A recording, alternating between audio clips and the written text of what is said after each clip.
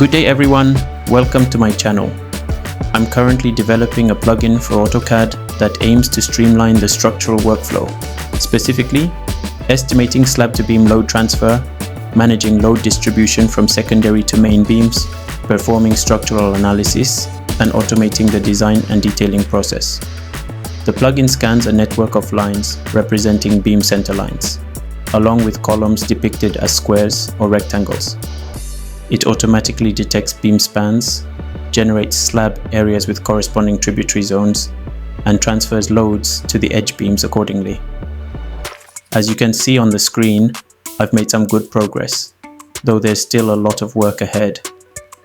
Right now, I'm facing some challenges with the load transfer logic at beam intersections.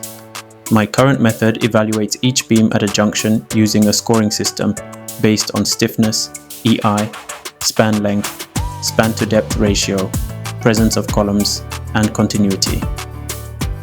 The beam with the highest score is assumed to carry the load at that intersection. However, this approach doesn't hold up in all scenarios. It fails in some edge cases. So, I'd love to hear your thoughts. What do you think about this method? Do you have a more robust or elegant solution for determining load paths at junctions? Drop your ideas in the comments.